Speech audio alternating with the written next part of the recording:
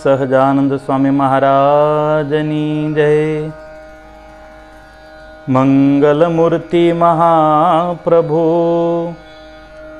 શ્રી સહજાનંદ સુખરૂપ ભક્તિ ધર્મ સુત શ્રી હરિ સમરુ સદાયનુપ.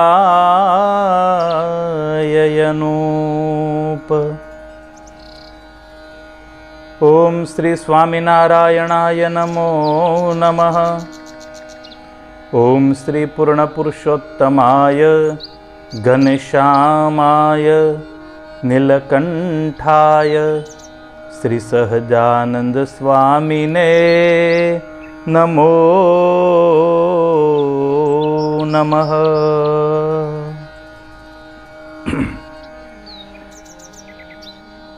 દિવ્ય ભક્તમાલ ગ્રંથમાં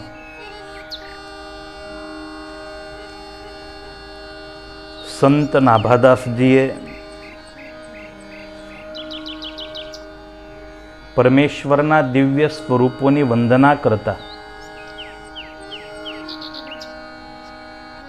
ભગવાનના ત્રીજા અવતાર કહેતા કુર્મ ભગવાન એમની વંદના કરી છે.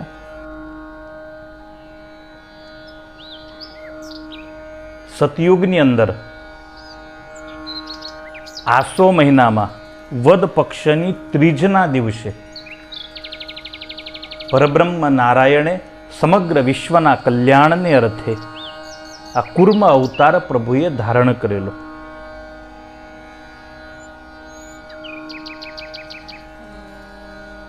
શરણાગત વત્સલ પરમાત્મા અવારનવાર આ ભૂમંડળ ઉપર પધારી અને ભક્તોના દુઃખોને દૂર કરે છે. પોતે સ્થાપેલી મર્યાદાઓને પરમાત્મા માન્ય રાખે છે. પોતાના ભક્તોએ આપેલા વરદાનોને સલામત રાખી અને પરમાત્મા અસુરોનો નાશ કરે છે.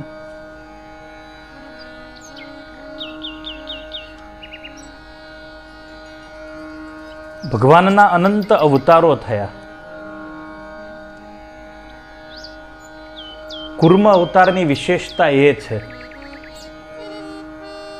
આ અવતારમાં પરમાત્માએ ક્યાંય કોઈ પણ પ્રકારનું યુદ્ધ નથી કરેલું. ધર્મ વગેરેનું જ્ઞાન પરમાત્માએ ઋષિ મહાત્માઓને આપેલું. કુર્મ પુરાણની અંદર વિસ્તૃત એ જ્ઞાનની છણાવટ છે.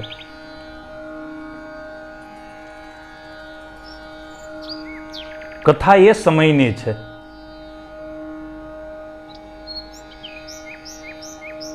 વાસુદેવ મહાત્મ્યની અંદર બહુ વિસ્તૃત આ કથાને વર્ણવવામાં આવી. દેવરાજ ઇન્દ્ર દ્વારા દેવર્ષિ દુર્વાસાજીનું અપમાન થયું.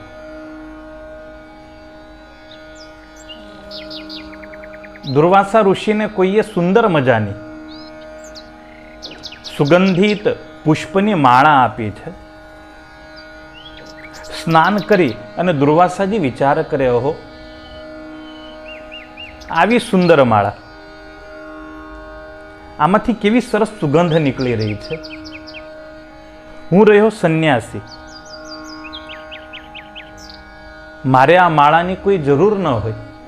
કોઈ યોગ્ય વ્યક્તિ મળે ને એને આ માળા આપું. સ્નાન કરીને નીકળેલા મહર્ષિ દુર્વાસાને સામેથી જ ઐરાવત હાથી ઉપર બેસી અને એક અપ્સરાઓથી વીંટાઈ અને દેવરાજ ઇન્દ્ર સામે મળ્યા છે. દુર્વાસાજીને થાય કે હો, આ માળા માટે તો લાયક અને યોગ્ય દેવરાજ ઇન્દ્ર છે, આમના ગળામાં આ માળા શોભશે. મહર્ષિ દુર્વાસાજીએ પોતાની જે માળા હતી એનો ઘા કર્યો. લ્યો દેવરાજ, મારા તરફથી નાનકડી ભેટને સ્વીકારો. દેવરાજ ઇન્દ્રએ માળાને ઝાલી ઐરાવત હાથી પોતે સૂંઘી ઐરાવત હાથીના મસ્તક ઉપર મૂકી. હવે હાથીની પ્રકૃતિ છે, એના મસ્તક ઉપર કોઈ પણ વસ્તુ મૂકવામાં આવે એટલે સૂંઢને ઉઠાવી એ વસ્તુને પકડી એ સૂંઘે, એને લાગે યોગ્ય છે તો ખાય, નહીં તો એ જમીન ઉપર નાખી દે. ઐરાવત હાથીએ પોતાની પ્રકૃતિ પ્રમાણે ઇન્દ્રએ મૂકેલી માળાને સૂંઢમાં લઈ સૂંઘી જમીન ઉપર ફેંકી અને ઐરાવતે એ માળા ઉપર પગ મૂક્યો. મહર્ષિ દુર્વાસાજી આ દ્રશ્ય જુએ છે. હજુ તો હું ગયો નથી, મેં કેટલા પ્રેમથી આવી સુંદર દુર્લભ માળા દેવરાજ ઇન્દ્રને આપી, પણ ઇન્દ્રને એની કદર નહીં. ક્રોધિત દુર્વાસાજીએ ઇન્દ્રને શાપ આપ્યો, હે ઇન્દ્ર, તને ઘમંડ છે તારી સંપત્તિનું, તને ઘમંડ છે તારી લક્ષ્મીનું, પણ તું ભૂલ્યો છે આ લક્ષ્મી, આ સંપત્તિ, આ શોભા એ બધી જ સંત સેવાનું ફળ છે. હે ઇન્દ્ર, હું દુર્વાસા તને શ્રાપ આપું છું. જે લક્ષ્મીનો તને ઘમંડ છે એ લક્ષ્મી સ્વર્ગમાંથી સમુદ્રમાં જતી રહેશે. તમામ શોભા સ્વર્ગની એ સમુદ્રની અંદર લીન થઈ જશે. જે દેવતાઓ વરદાન આપનારા છે એ દેવતાઓને ખાવા માટે ઘરે ઘરે ભીખ માંગવી પડશે, એવી પરિસ્થિતિનું નિર્માણ થશે. તમામ સ્ત્રી સમગ્ર પૃથ્વી લક્ષ્મીહીન બની જશે, શોભાહીન બની જશે. કર્મ ઇન્દ્રએ કર્યું, સજા સમગ્ર પૃથ્વીને મળી. દુર્વાસાજી તો શ્રાપ આપીને નીકળી ગયા. ઇન્દ્રને બહુ પશ્ચાતાપ થયો. ધીરે ધીરે ધીરે સ્વર્ગમાંથી લક્ષ્મી ગઈ છે, સ્વર્ગમાંથી શોભા ગઈ, પારિજાત વૃક્ષ પણ સમુદ્રમાં ગયું, અપ્સરાઓ પણ સમુદ્રમાં લીન થઈ. સ્વર્ગમાં જે રત્નો હતા એ રત્નો પણ સમુદ્રમાં ગયા. ઇન્દ્ર જે હાથી ઉપર બેસતો એ ઐરાવત હાથી પણ સમુદ્રમાં લીન થયો. ઔષધિનો પોષક ચંદ્રમા સુદ્ધા સમુદ્રમાં લીન થયો. તમામ વસ્તુઓ સમુદ્રની અંદર ડૂબવા લાગી છે. ઇન્દ્ર બહુ દુઃખી છે, તમામ દેવતાઓ દુઃખી છે. સ્વર્ગની પરિસ્થિતિ તો એવી થઈ, ખાવાનું ન મળે, જે ભોગ માટેનો લોક કહેવામાં આવે, ત્યાં દેવતાઓ ભૂખે મરવા લાગ્યા. એક સંત દ્રોહનું આ પરિણામ છે. ભગવાનના ભક્તએ ક્યારેય સાધુ, ભગવાનનો ભક્ત, ગરીબ અને બ્રાહ્મણ, સ્ત્રી આમનો નિશાસો ક્યારેય ન લેવો. અનેક જન્મના પુણ્ય હશે ને, પણ એક ગરીબની હાય જો લાગી ગઈ તો એ તમામ પુણ્યને બાળીને ભસ્મ કરશે.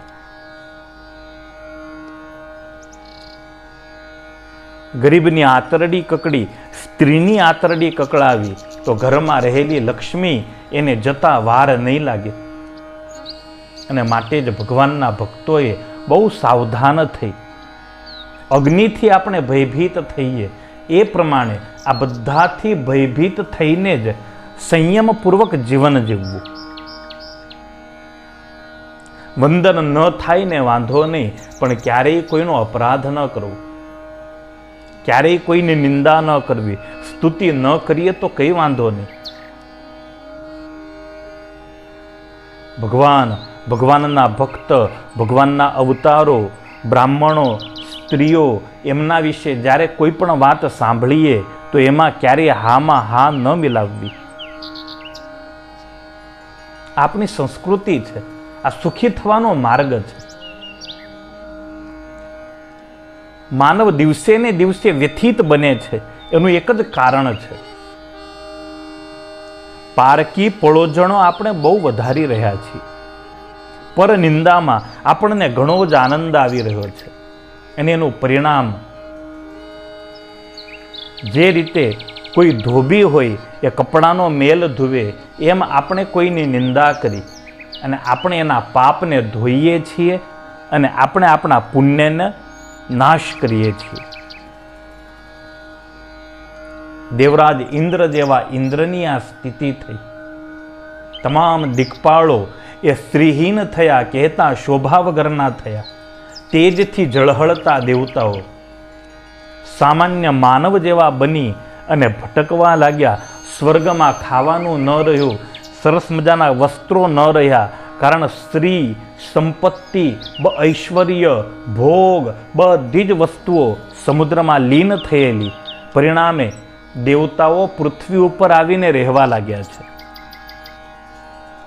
આ અત્યંત દારૂણ પરિસ્થિતિ હતી.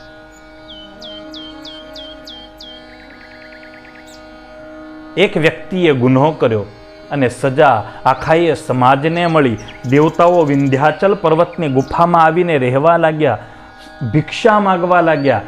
દેવ સ્ત્રીઓ જે બની ઠનીને ફરતી હતી, એ દેવ સ્ત્રીઓ વસ્ત્રની છાલ પહેરી પોતાના શરીરને ઢાંકી અને ભિક્ષા માગવા લાગી. આવી ભયાનક પરિસ્થિતિ એક ભક્તના દ્રોહે કરીને આવી.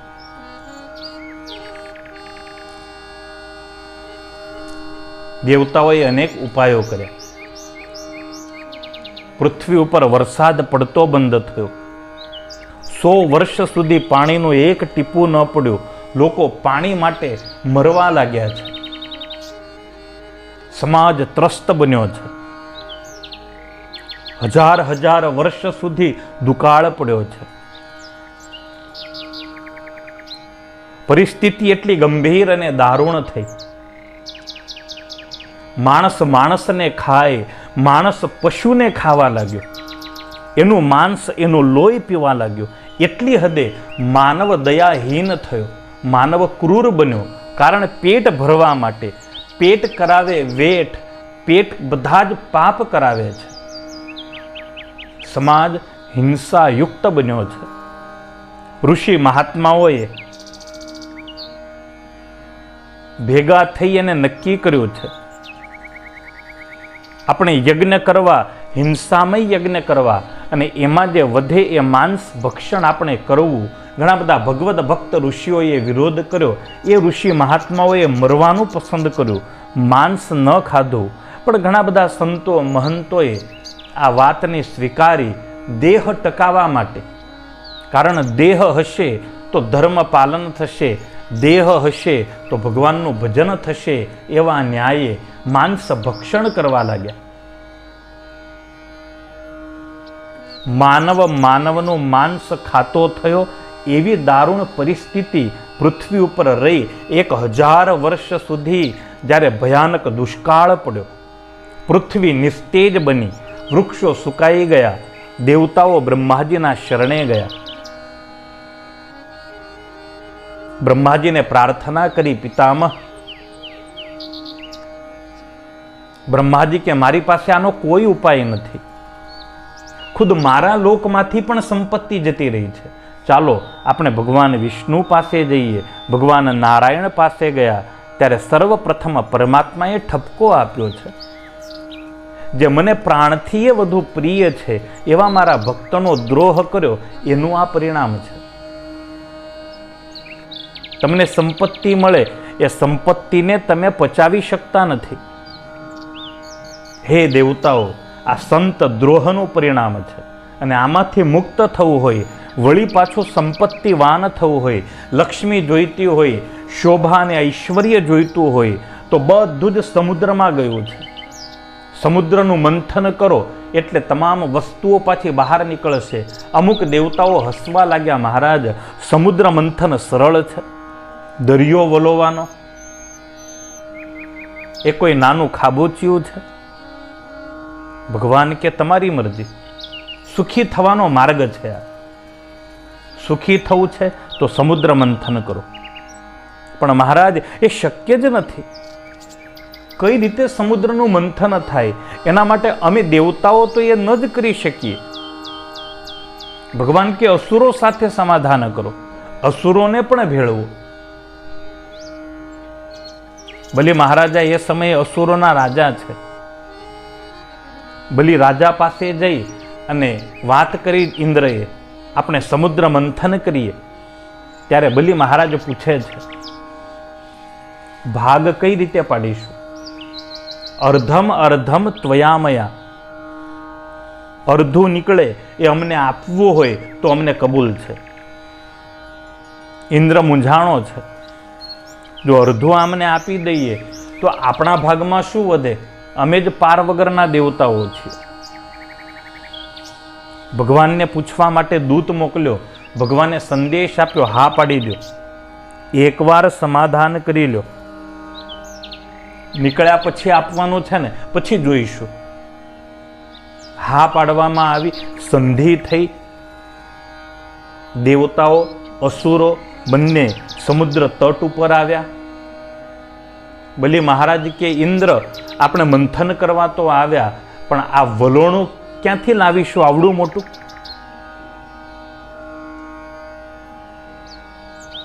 વળી ભગવાનના શરણે ગયા. મહારાજ, અમે તૈયાર તો થયા, પણ વલોણું સમુદ્ર વલોવાનો છે, આ નાનકડી ગાગર નથી. ભગવાન કે કામ કરો, મેરુ પર્વતને વલોણું બનાવો. મેરુ પર્વત 11,000 યોજન પૃથ્વીની ઉપર દેખાય છે. 11,000 યોજન એ પૃથ્વીની અંદર દટાયેલો છે. હવે આવો વિશાળ પર્વત એને ઉપાડવાનો, પણ દેવતાઓને અસુરોને પોતાની શક્તિ ઉપર ઘમંડ છે. ભગવાન કે કામ કરો, મેરુ પર્વતને ઉઠાવીને દરિયામાં મૂકો અને વલોણામાં એનો ઉપયોગ કરો. પણ મહારાજ, હવે આવા મોટા મેરુ પર્વતને બાંધવા માટે દોરી તો જોઈશે ને. ભગવાન કે વાસુકી નાગને દોરી રૂપે રાખો, પણ વાસુકી કબૂલ થશે ખરો? ભગવાન કે એની જોડે વાત કરો. વાસુકી નાગ પાસે આવી દેવો અને અસુરોએ વિનંતી કરી છે, હે નાગરાજ, સમાજ કલ્યાણને માટે સમુદ્ર મંથન કરવું અતિ આવશ્યક છે. તમે રવૈયાના દોરી તરીકે બનો. ત્યારે વાસુકી નાગ કે હું તો મરી જવું ને, મારે મરવું નથી. ભાગ નીકળશે, તમે લોકો વેચશો, મને શું મળશે? આ કથા સ્વાર્થની છે. આ કથામાં દરેકે પોતપોતાનો સ્વાર્થ જોયો છે. વળી દેવો મૂંઝાણા. ભગવાનને પૂછું. ભગવાન કે એની જોડે નક્કી કરી દો, અર્ધમ અર્ધમ ત્વયામયા, અડધું તારું ને અડધું અમારું.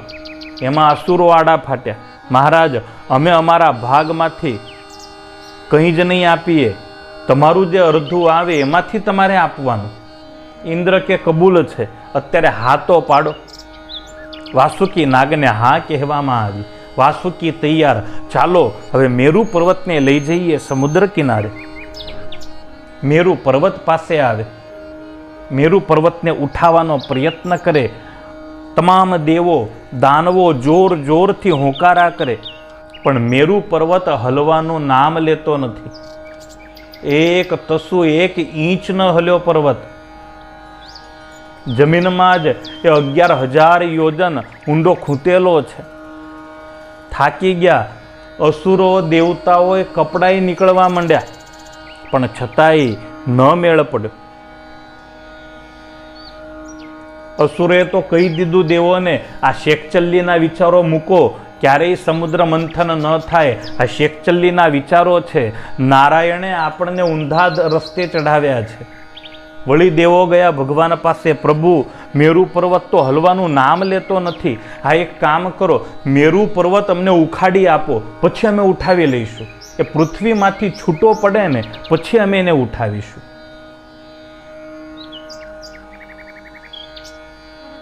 ભગવાને શેષનાગ તરફ દ્રષ્ટિ કરી.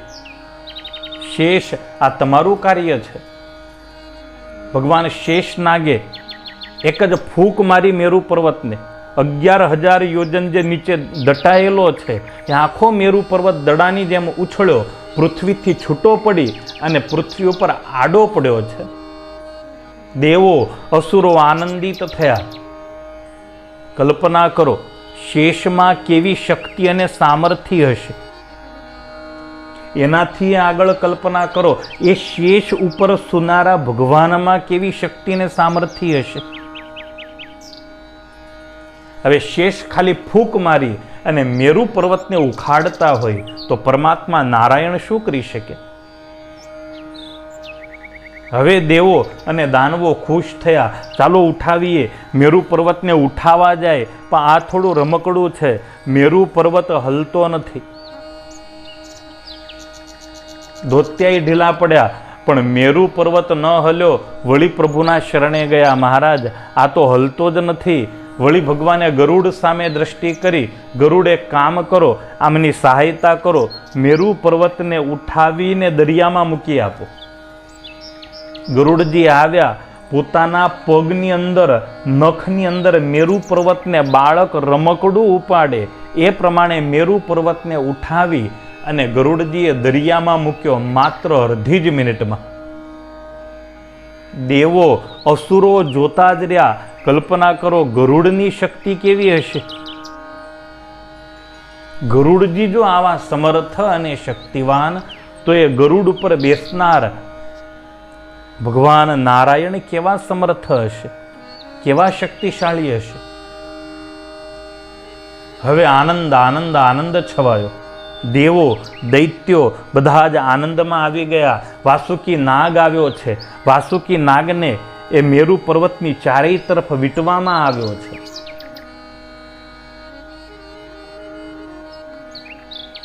મુખનો ભાગ દેવતાઓએ પકડેલો, પૂંછડાનો ભાગ અસુરોએ પકડેલો.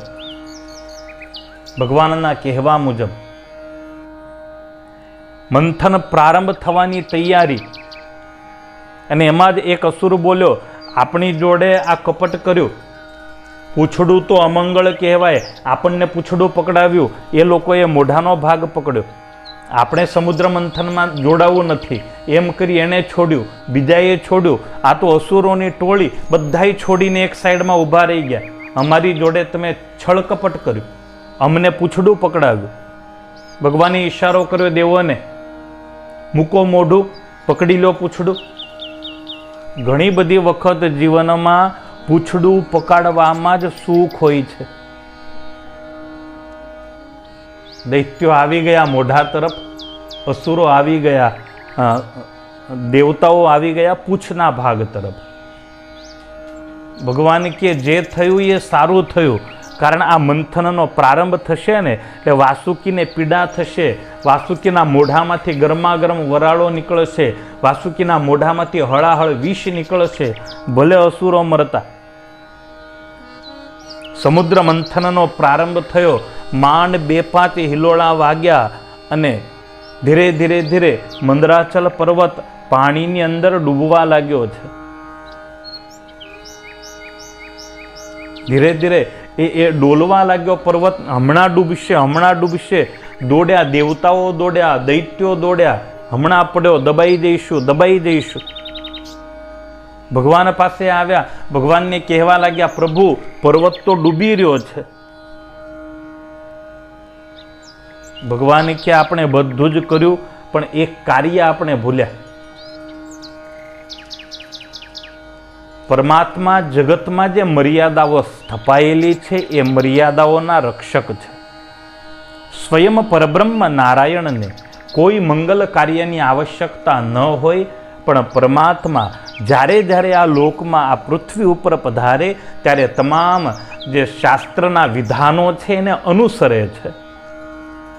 ભગવાન કૃષ્ણ જ્યારે રૂકમિણીનું અપહરણ કરવા નીકળ્યા છે ત્યારે ભાગવતજીએ એવો ઉલ્લેખ કર્યો કે પરમાત્માએ ગણપતિનું પૂજન કર્યું છે. સ્વયં ભગવાન છે. ભગવાન રામચંદ્ર મહાપ્રભુ જ્યારે પુલ ઉપર જવાનો પ્રારંભ કરે એ પહેલા પરમાત્માએ ભગવાન સદાશિવને યાદ કર્યા છે. આ એક લૌકિક મર્યાદા છે.